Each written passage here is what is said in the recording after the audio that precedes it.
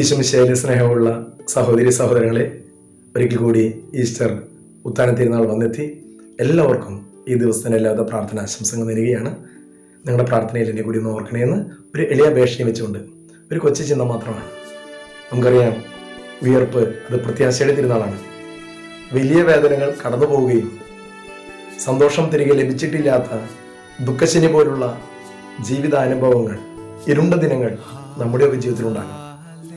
Mother Teresa തൻ്റെ ജീവിതത്തിൽ 12 വർഷം ഇരുണ്ട യുഗം എന്നാണ് പറഞ്ഞു വയ്ക്കുക. ആത്മീയതയിൽ താഴ്ന്നുപോയ നിമിഷങ്ങൾ, ഉത്തരം ലഭിക്കാത്ത നിമിഷങ്ങൾ.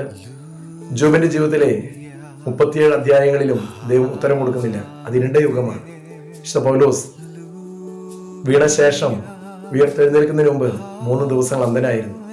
ഇതുപോലുള്ള ജീവിതാനുഭവങ്ങൾ എനിക്കും നിങ്ങൾക്കും സ്വന്തമാകും. ദുഃഖശനി പോലുള്ള ജീവിതാനുഭവങ്ങൾ. അവിടെയും വിശുദ്ധർ കാണിച്ചു നൽകുന്ന ഒരു മാതൃകയുണ്ട്. പ്രത്യാശയോടെ ദൈവത്തിൽ ആശ്രയിക്കുക, പ്രത്യാശയോടെ മുന്നോട്ട് നോക്കുക, കണ്ണീർ തുടയ്ക്കുക, യാത്ര തുടരുക. കാരണം ഒരുപാട് ദൂരം താണ്ടേണ്ടതായിട്ടുണ്ട്. നമുക്ക് നിത്യതയിലേക്ക് എത്തിച്ചേരാനുള്ള ഈ യാത്രയിൽ ഇനിയും മുന്നോട്ട് പോകേണ്ടതായിട്ടുണ്ട്. ഇവിടെ പ്രത്യാശ കൈവിടാതിരിക്കുക. ദൈവം നിങ്ങളെ ഓരോരുത്തരെയും സമൃദ്ധമായിട്ട് അനുഗ്രഹിക്കട്ടെ. ഇന്നത്തെ ബലിയിൽ നിങ്ങളെ പ്രത്യേകമായിട്ട് ഞാനും ഓർക്കുന്നു. നിങ്ങൾ എന്നെയും ഓർക്കണം. Thank you. May God bless. Happy Easter.